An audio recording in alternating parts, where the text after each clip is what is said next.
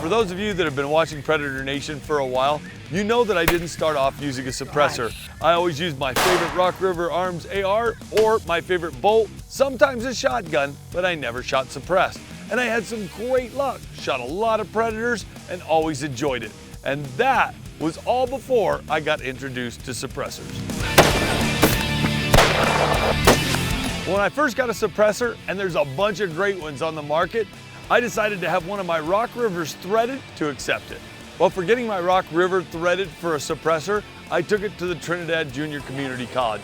Those guys set me up, threaded my barrel, and helped me get my gun ready to shoot a suppressor.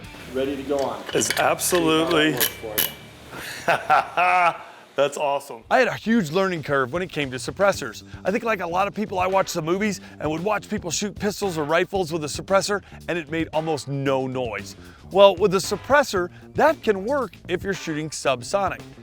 You know, there's a few variables to subsonic, but generally it sits around 1,000 feet per second. Now, altitude, barometric pressure, and a few things can change it just a little bit, but if you just figure on 1,000 feet per second or below, that's usually gonna be subsonic. If you shoot subsonic, it's almost no noise, and that's where a suppressor really shines, because literally the bullet hitting the target a lot of times makes more noise than the actual gun going off. The problem with shooting subsonic is that it's only shooting about 1,000 feet per second. So if you take, for example, my Rock River 223 and I'm shooting my Hornady Superformance factory ammo, well, that's way above 1,000 feet per second. On that, I'm shooting over 3,000 feet per second. So I'm gonna still get that crack. But the great thing about a suppressor is it reduces it. And it reduces it so much that I can get away without wearing hearing protection in the field. Am I gonna shoot a suppressor every single time I go out? No, probably not. But am I gonna start using one a lot more? Oh, most definitely. This next set shows you what I love about a suppressor. I went out, called in a coyote, he came trotting in from my right, I dropped him with the suppressor. Now, usually one shot is about all you're gonna get because some of the areas I hunt are pretty pressured, and that was the case with where I was hunting this time. But I left the call going, and sure enough, not 30 seconds, a minute later, another coyote comes barreling in. I am convinced that if I wasn't using the suppressor on the first coyote, this second one would have never come in. You can see this second coyote comes right up to the Fox Pro call, hesitates for a second because I've got some conquest sent out, and then takes off. I spun and got lucky. The first shot I shot right in front of it, second shot I rolled it to the left. But again, that's where the suppressor, I think, got me some extra fur that day. The call is literally 40 yards in front of us. I set it up right in front of us. We even talked about there's a ditch right here and we may have a close shot if a coyote pops out. Didn't expect one really to come running out from the right. I had to lift the gun off the bog pod, literally lifted the gun, swung over, tracked through, boom, and dropped this dog. Dog down. That's the sweet thing about running the silencer though. So I had the silencer, I'm running my supersonic Hornady, you know what I mean? The same ammo I shoot, that 223 Superformance. So even though I'm shooting supersonic, it didn't make nearly as much noise because I had the silencer on. So that coyote drops. I'm like, let's keep going.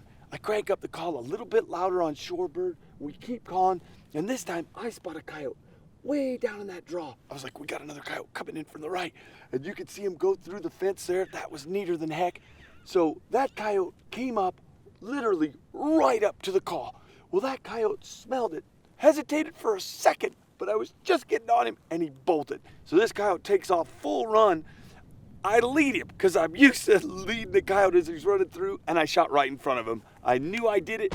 I swung, second shot, boom, and you could probably hear it because the bullet hit the coyote, sounded louder than the gun even going off. But he dropped right there. So we got two coyotes. I think they're both within 40 to 50 yards, maybe even closer than that. Both furred up, both real pretty dogs. And I mean, both came just racing in to the Fox Pro. You know what's awesome? Neither of these coyotes are blown up, and that's because I'm using ammunition that was made for predator hunting exclusively. Really, that was what it was set up for. So the Hornady Superformance ammo, shooting the 53 grain VMAX bullet, and it's designed to expand its energy really quick and then dissipate, so you don't have huge blowouts on the side of a coyote.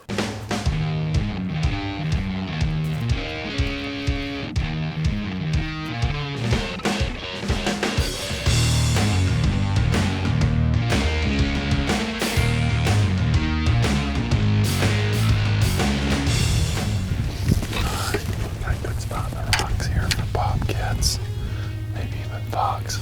I'm going to try and get down to that little flat and set up the call. May not ever make it back up here, but I think I can get down there.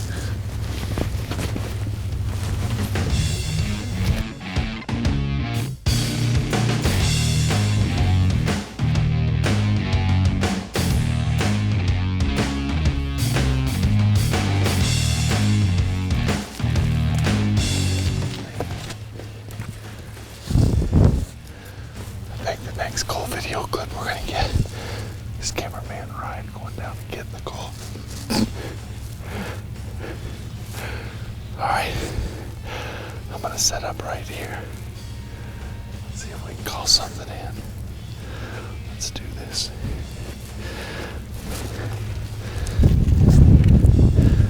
Got some great footage of you going down there and putting it out. Did you get some good footage yet? That's the key. So we need that follow-up.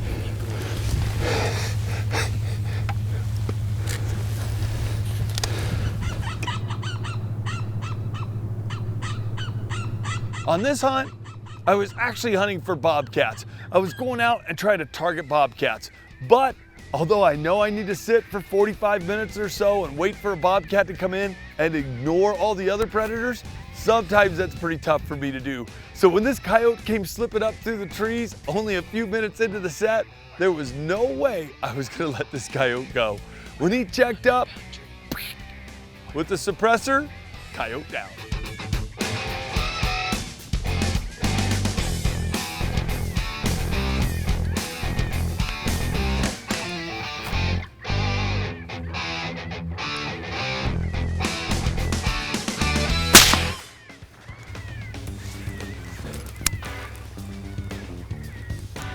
There's a coyote down.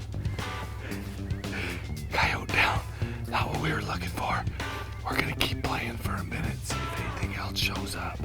That was awesome. Good spot, Ryan. That was pretty sweet.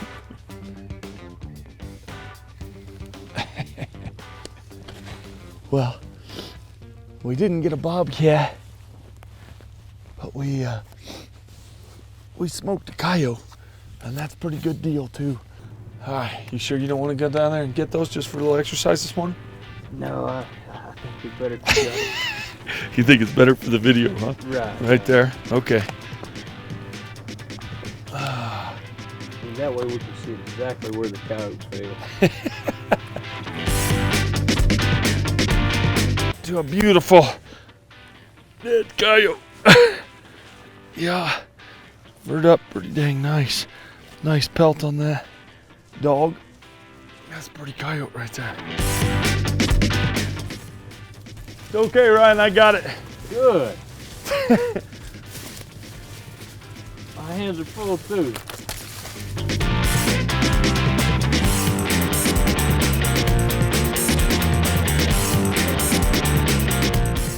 He's a pretty rascal, isn't he? Yeah. Well, that was a pretty sweet setup. Beautiful pale coyote came running in, but we had been calling constantly for over 20 minutes. What was it, 22 minutes? I think I said when I looked at the call, and or looked at the remote because it keeps track of the amount of time I'm calling. And I had just looked at it, made the change to snowshoe. Hadn't been playing very long, and Ryan spotted that coyote coming up through the trees there, through the brush.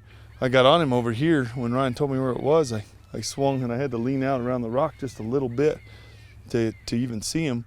And then he kept coming right to the call. This coyote got, I don't know, 20, I paced it off, I can't remember, just a tad over 20 yards from the call. And I smoked him. And that's what's nice about shooting a suppressor. I had the loophole back down to about 8 power, which a lot of times I'll back it off when I'm in this close country. It's always easy to zoom up, but boy, if you got something close, it's really hard to back off. So just a perfect perfect scenario, worked out great. Ryan, who usually runs camera for me and guides with us here at Full Draw Outfitters, went out and had to use the suppressor. He's like, I gotta check this thing out. He called up a beautiful coyote and smoked it using the suppressor. After shooting this coyote, Ryan was convinced that a suppressor, well, it's definitely got its advantages. What a fun morning. We came in here, used this old abandoned house, set the Fox Pro up probably 30 yards from us, turned prairie dog into stress on, and it was maybe 7-8 minutes into it, looking out front, catch movement to my right, and here comes this coyote. Dog worked perfect, came right up to the call. Normally they smell humans and take off, but he checked up a couple times. I whooped at him, stopped him, and made a great shot. The Hornady did its job, Rock River did his, and you know, it's fun to get out and play a little bit after we work all year guiding. You know, I've got a huge learning curve with a suppressor, and I'm still learning. But I did find out that one of the things that's most important is proper alignment to the barrel with the suppressor. If it's not aligned correctly, even if the bullet doesn't hit the side of the suppressor, which of course would throw your bullet off, you've got to make sure that that bullet's going through perfectly straight. If it's not going through perfectly straight through the suppressor, the gases vented can cause it to turn and literally change the impact of your bullet. So make sure you check your zero with a suppressor. It's not just to screw it on and go out hunting or shooting. You want to make sure you're zeroed, and then you want to make sure you can take it off, shoot it accurately, and put it on and shoot it accurately. Sometimes you'll have two different zeros. You know, one of the disadvantages to a suppressor is that it's big and it's heavy. It adds weight to the end of your barrel. So that's one thing to keep in mind. Will I shoot a suppressor always? No, but I can tell you that I will be shooting it quite a bit here on Predator Nation, because I do think in certain situations, not only does it help save my ears, but it's also for sure helped me put more fur into the shed. You know, it's also fun to shoot subsonic ammo that's running 960 to 1,000 feet per second, because it makes almost zero noise. Make sure you check regulations in not only your state, but also with the Game Commission to find out the legality of using a suppressor for hunting or for shooting in your area. It's definitely something that's federally regulated, so you want to make sure that you're doing everything on the up and up.